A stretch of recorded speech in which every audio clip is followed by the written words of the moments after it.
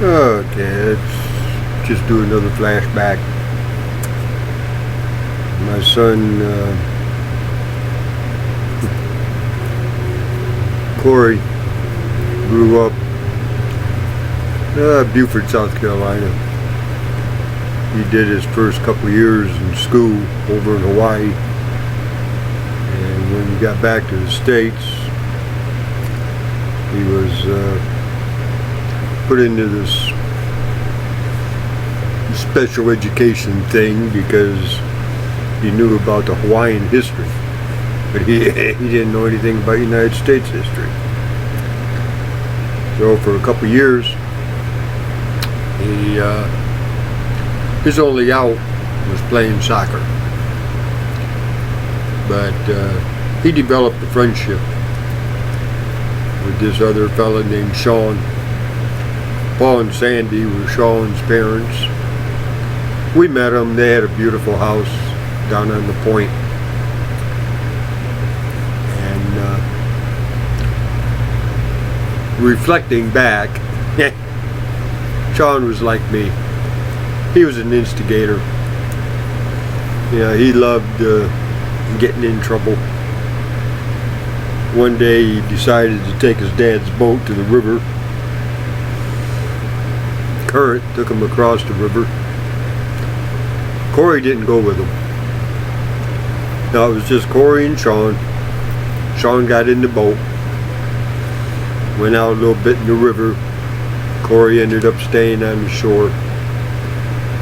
Corey ended up calling, I believe, the Coast Guard to rescue Shawn and bring him back to the landing. Shawn got in all kinds of trouble over that. But Shawn and Corey were invincible. Now, I never liked Shawn's actions, but I instilled in Corey beliefs, way of doing business, way of keeping yourself out of trouble even though you're a troublemaker. But Shawn never learned that lesson. When he moved out of the house, he decided to get his own apartment in with some other kids. They ended up vandalizing school buses. He ended up going to jail.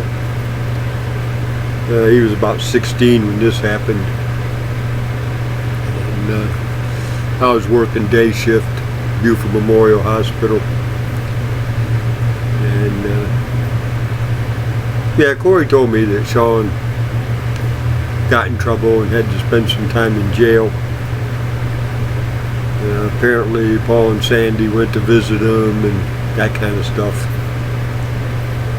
I came home one day and Shawn and Corey were sitting on the patio. And I walked up and looked at Shawn and, hey, how does it feel to breathe free air? And Shawn looked at me and he goes, pretty good. I had it made when I was in there. And I just looked at him and I went, excuse me? Did your parents come and see you? Yep, they sure did. They brought me cigarettes and gave me some money, and it wasn't that bad of a time in there. Interesting. Why don't you do me a favor, Shawn? Why don't you talk to this boy here and ask him what I would do? I turned around, walked in the house, laid down on the couch and was watching TV. And about 20 minutes later, Shawn came up to me and he goes, Gene, can we talk? And I looked at him and I said, yeah. Corey told me that, wait a minute, I forgot something. I forgot something that was very important. I asked Shawn where he lived at. Where are you living at now? And he goes, oh, I got my old room back. You what? Yeah. Yeah, Dad gave me a key to the house and gave me my own room back. Huh. Interesting. Shawn, why don't you talk to this boy? Let him know what I would do. And I walked into the house, laid down on the couch, started watching TV. And about 20 minutes later, Shawn came in and said, Gene, can we talk? Yeah. Yeah, what's on your mind, Shawn? Corey said that you'd throw him out of your life totally.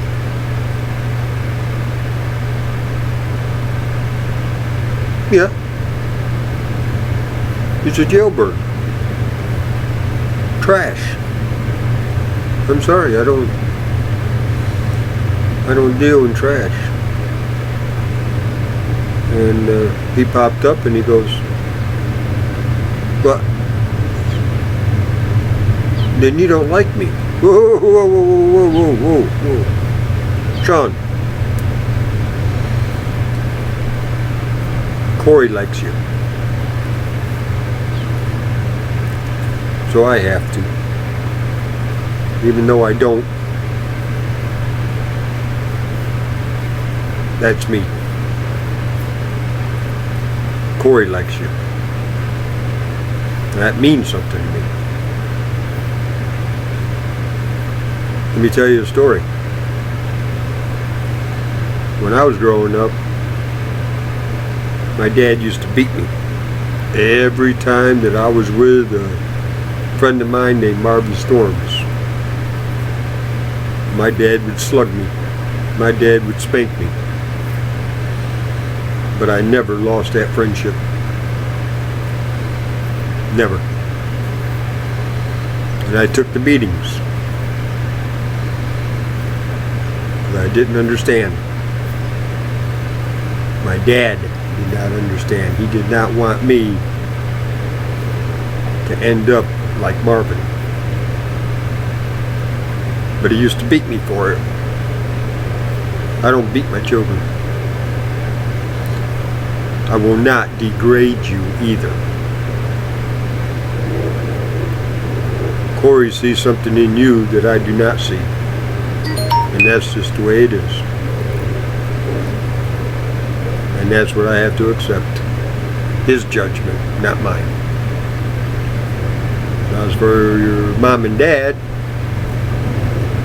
I think they're stupid. I think they're foolish to let a person like you back into their house. But then again, I don't wear their shoes. They don't see what I see in you. So, you know, take it any way you want it. Well, he turned around and left. And about an hour later, Paul and Sandy stopped at the house. Rang the doorbell. I went, opened the door. They came in. We sat at the kitchen table, made coffee. Apparently my little talk with Shawn, turned Shawn around. He promised that he'd get back into school and that kind of stuff. Well, a couple years later, I had a car, and I ended up having a stick in one of the tires. I mean, it just destroyed that tire. Well, at that time, I was single. Like I said, going through hard times. I didn't have money to even buy a used tire for 20 bucks. I had no money at all. Family was up in New York. It was about the time that I made DX. In fact, I think it was the same month that I did DX, February. But I stopped by this one garage that I knew had used tires. Shawn was working there, and Shawn said, "Well, Jane, just leave the car. When I get around to it, I'll fix the tire." And I looked at him and I says, "Hey, I don't have any money. You know, I'm going to have to owe it to you." Shawn didn't say nothing. He didn't say a word. So I walked home.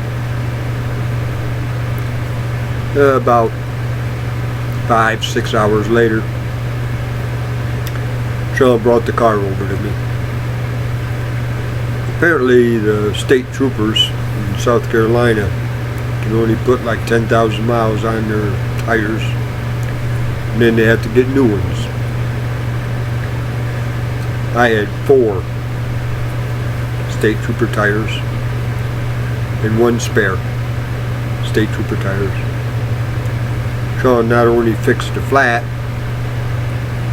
but he also replaced all the tires. When I seen that, I looked at him and I went, "I owe you." Shawn looked at me and he goes, "No, Gene, I still owe you." So anyways, that's how life turns around, how life recycles itself. When you judge somebody, just keep it to yourself. You know, don't be like my dad and force the issue, because all that does is tear you apart. I thought that my treatment of Shawn during Corey's growing age would bond Corey and I don't know what happened. But right now, like my last conversation with him, he had Chuck as the most despicable piece of garbage on earth. And it wasn't that way.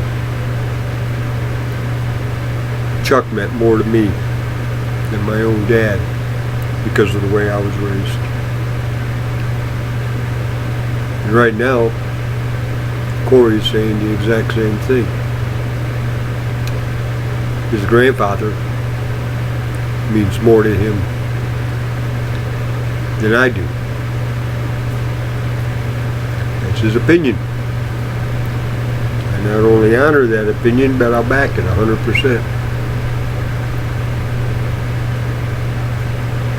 Because during the time of Corey's raising, I was Antichrist. I had the world in the palm of my hand. I was in the world.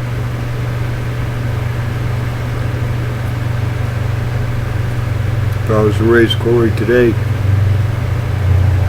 I think it'd be a totally different story. Anyway, just food for thought. And I'm still dealing with my life as for decisions I made, but you can never go back. I can't even go back to yesterday. I can't even go back to the beginning of this video when I messed up and didn't tell you the thing about Shawn getting the key to his own house, to his parents' house, which I would not have done. No way. So, anyway, this is the first time I really messed up on this site, but I'm gonna let it ride. We all make mistakes. It's how you handle the mistakes that makes you human. And with that, I'm going to close. I'm looking at about 15:10. So, have a good day. May God bless.